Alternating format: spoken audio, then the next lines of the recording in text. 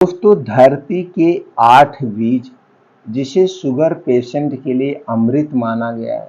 अगर आपको डायबिटीज है, शुगर है, तो दोस्तों ये 8 बीज का सेवन जरूर करिए। ये 8 बीज आपके शुगर लेवल को कंट्रोल करेंगे, शुगर को ठीक करने में मदद करेंगे।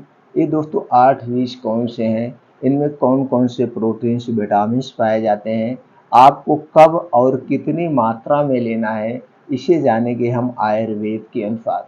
दोस्तों हमारा आयुर्वेद यही कहता है, आप खाना भी खा रहे हैं, अगर आप इसे समय से खाएंगे, सही मात्रा में खाएंगे, सही तरीके से खाएंगे, तो यही खाना ही आपके लिए अमृत है। इसलिए हमेशा दोस्तों ध्यान देना, जब भी जो चीज़ खाना उसे सही क्वांटिटी में, सही समय पे, सही मात्रा में खाना, तो दोस्तों फ़ायदेमंद है। इसलिए दोस्तों जो ये 8 बीज हैं, इन्हें आपको आयुर्वेद के अनुसार खाना है। उसके पहले दोस्तों थोड़ा सा हम फोकस डाल देते हैं, प्रयास करते हैं जानने का, ये शुगर क्यों हो रहा है। दोस्तों आप आज देख रहे हैं शुगर एक महामारी का रूप लेता हुआ जा रहा है, बढ़ता जा रहा है। गरीब, अमीर, स्त्री, पुरुष, बच्चे सबको अपनी चपेट में ले रहा है। दोस्तों आज 15 साल, 20 साल के बच्चे भी इसकी चपेट में हैं। और दोस्तों कभी तो जन्म होते समय छोटी सी बच्ची होती है, बच्चा होता है, उसको भी शुगर हुआ होता है। हालांकि ये तो जेनेटिक्स हो गया, लेकिन जो 15 साल, 16 साल के बच्चे भी इसकी चपेट में आ रहे हैं, क्या कारण है? इसके पीछे का कारण दोस्तों, इसके पीछे का कारण कोई अस्थायी कारण नहीं है, लेकिन ये बिगड़ती लाइफ स्टाइल, बिगड़ती दिनचर्या जो सबसे बड़ा कारण है। दोस्तों अगर आप शुगर जैसी बीमारी से दूर रहना चाहते हैं, तो बाहर का खाना आपको छोड़ना होगा। बाहर का पैकेट बंद, डिब्बा बंद junk food, fast food, pizza, burger, toast, momos, cold drinks और ये जो अल्कोहल, धूम्रपान, इन सारी चीज़ों को छोड़ना होगा। बाहर के जितने भी डब्बा बंद, पैकेट बंद जितनी भी चीज़ें हैं दोस्तों, ये सारी चीज़ें किससे बनती हैं? चीनी से बनती है, मैदे से बनती है, रिफाइंड डालडा या पामोलिन में छाना जाता है। ऊपर से हमारे स्वाद को बढ़ाने के लिए इसमें विष डाले जाते हैं, कलरफुल बनाने के लिए आर्टिफिशियल कलर डाला जाता है, और 2 महीने, 3 महीने, 6 महीने तक सुरक्षित रखने के लिए इसमें क्या डाला जाता है, एक प्रकार का केमिकल डाला जाता है जिसे हम जहर कह सकते हैं। तो ये सारी चीज़ें हमारे शरीर के लिए नुकसानदेह है। तो दोस्तों इन चीज़ों को आप छोड़ दीजिए, शुगर जैसी बीमारी से आप दूर रहेंगे। अगली एक आदत और आपको अपनाना है दोस्तों, सूर्य डूबने के 40 मिनट खाना खाने की पहले की आदत डालिए। सूर्य डूबने के पहले खाना खाने की आदत दोस्तों, क्योंकि सूर्य डूबने के बाद हमारा पाचन तंत्र स्लो हो जाता है, जो कुछ हम खाते हैं वो सही से नहीं पचता है। अगर आप सूर्य डूबने के पहले आप खाना खा रहे हैं, तो 16 घंटे की फास्टिंग भी हो जाती है। एक हिसाब से आप उपवास कर रहे हैं। और दोस्तों जब हम उपवास करते हैं, फास्टिंग करते हैं, तो हमारे शरीर का टेम्परेचर 2 से 3 डिग्री सेल्सियस कम हो जाता है। और जब हमारे शरीर का टेम्परेचर कम हो जाता है, तो हमारा शरीर अपने आप बीमारी को ठीक करने लगता है, बीमारी को रिमूव कर लेगा। इसलिए दोस्तों सूर्य डूबने के पहले खाना खाने की आदत डाल लीजिए, आप अपने शरीर की 50% बीमारी से रोग मुक्त हो जाएंगे, यानी कि आपका बीमारी अपने आप ठीक हो जाएगा। ये आदत रहा। और रोज दोस्तों सुबह उठने की आदत डाल लीजिए, किसी भी कीमत पर 5 बजे उठ जाइए। 5 से 7 2 घंटे का समय आप अपने लिए निकालिए। इसमें योगा करिए, प्राणायाम करिए, मॉर्निंग वॉक करिए, दौड़ लगाइए, एक्सरसाइज जो भी करना सकते हैं आप करिए। और लास्ट में आपको ध्यान मेडिटेशन करना है। और दोस्तों शुगर बढ़ने का एक कारण है चिंता, डिप्रेशन। आप चाहे जिस क्षेत्र में हो उसका टेंशन मत लीजिए, अपनी ज़िंदगी को टेंशन मुक्त रखिए। चिंताओं से दूर रखेंगे तो दोस्तों हर एक बीमारी से आप दूर रहेंगे। इस कुछ है बचाव के उपाय आपको करना है। तो दोस्तों अब चलिए जानते हैं वो 8 बीज कौन है, उनमें कौन कौन से प्रोटीन्स, विटामिन्स पाए जाते हैं, इन्हें कब और कितनी मात्रा में लेना है, जो सबसे महत्वपूर्ण ये होता है। उसमें से पहला बीज है दोस्तों अलसी का बीज। अलसी के बीज में protein, fibre, omega 3, omega 6, omega 9 fatty acid पाया जाता है।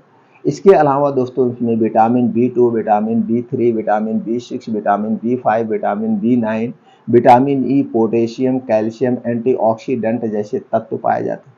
दूसरी चीज़ है दोस्तों है मेथी दाना। मेथी दाना में iron, calcium, magnesium, potassium, zinc, sodium, phosphorus, folic acid, vitamin A, vitamin B, vitamin C, vitamin E, fibre, anti inflammatory, antioxidant जैसे तत्व पाए जाते हैं। अगला बीज है दोस्तों है कद्दू का बीज। कद्दू के बीज में carbohydrate, fibre, vitamin C, vitamin A, vitamin K, vitamin E, vitamin B2, vitamin B6, protein, वसा, antioxidant, calcium, phosphorus, iron, fibre, potassium, magnesium जैसे तत्व पाए जाते हैं। अगली चीज है दोस्तों है सूरजमुखी का बीज। सूरजमुखी के बीज में दोस्तों vitamin B1, vitamin B3, vitamin B6, vitamin B12, protein, magnesium, phosphorus, antioxidant, vitamin E, selenium, flavonoids, alkaloid, tannin जैसे तत्व पाए जाते हैं। अगली चीज है दोस्तों, आपने देखा इन सारी चीजों में सभी पोषक तत्वों से भरपूर है। अगली चीज है दोस्तों वो है तरबूज का बीज। तरबूज के बीज में omega 3 fatty acid, protein, zinc, folate, potassium, antioxidant, iron, calcium, phosphorus जैसे तत्व पाए जाते हैं। अगली चीज है दोस्तों है खरबूज का बीज।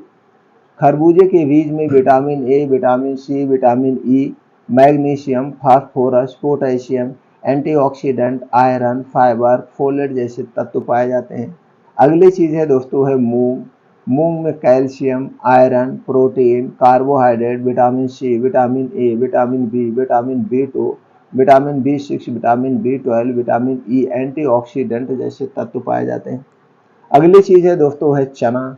चना में प्रोटीन, कार्बोहाइड्रेट, कैल्शियम, वसा, iron, copper, zinc, fibre, magnesium, phosphorus, vitamin B, vitamin B2, vitamin B6, vitamin B12, vitamin E, vitamin C, vitamin K, antioxidant जैसे तत्व पाए जाते हैं।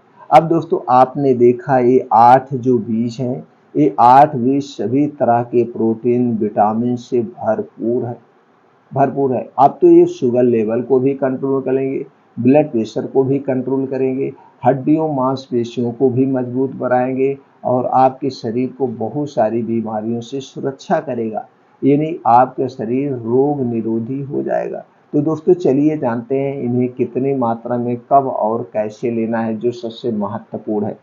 दोस्तों आपको लेना है अलसी का बीज 1 चम्मच, कद्दू का बीज 1 चम्मच, सूरजमुखी का बीज 1 चम्मच, खरबूजे का बीज 1 चम्मच, मेथी दाना आधा चम्मच, मूंग 15 से 20 ग्राम, चना 20 से 25 ग्राम, तरबूज का बीज 1 चम्मच। ये जो मात्रा है दोस्तों, ये मात्रा आप हर सीजन में ले सकते हैं।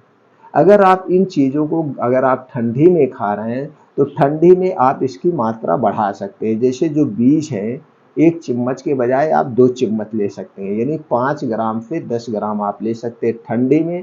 अगर आपको गर्मी में खाना है, बारिश में खाना है तो एक एक ही चम्मच रखिए, 1 चम्मच रखिए, क्योंकि ठंडी में हमारा पाचन तंत्र स्लो होता है, गर्मी में ठंडी में हमारा पाचन तंत्र तेज होता है, गर्मी में हमारा पाचन तंत्र स्लो हो जाता है। तो इसकी मात्रा गर्मी में आप ज़्यादा कर दीजिए, ठंडी में इसकी मात्रा थोड़ा सा कम रखिए। तो दोस्तों ये सारी चीज़ें आप मार्केट से लाइए। लाने के बाद इसे खूब अच्छी तरह से पहले धुल लेना है। धुलने के बाद इसे मिट्टी के बर्तन में भिगो देना है। अब सुबह उठने के बाद जब आप योगा प्राणायाम मेडिटेशन करके वापस घर आएंगे तो बैठ के इसे चबा चबा के ऐसे खाना है। बस इसे खाने के 1 घंटे बाद पहले कुछ नहीं खाना पीना है और इसे खाने के 2 घंटे बाद तक आपको कुछ नहीं खाना पीना है। तभी ये सही से वर्क करेगा, तभी इसके आपको फायदे मिलेंगे। बस इतना ध्यान देना है दोस्तों। इसमें जो बीज हैं कद्दू सूरजमुखी के बीज, ये बीज दोस्तों 2 टाइप के मार्केट में मिलते हैं, एक जमाने वाला बीज और एक खाने वाला बीज। तो दोस्तों आपको जमाने वाला बीज नहीं लेना है, आपको खाने वाला बीज लेना है। खाने वाला बीज पंसारी की दुकान पे, ड्राई फ्रूट की दुकान पे, कुछ किराना स्टोर की दुकानों पे मिलता है, तो वहाँ से सारे बीज लेना है, आपको जमाने वाले बीज नहीं लेना है। तो दोस्तों ये तरह से इसे खा के आप अपने शरीर को शक्तिशाली भी बना सकते हैं और शुगर को कंट्रोल भी कर सकते हैं।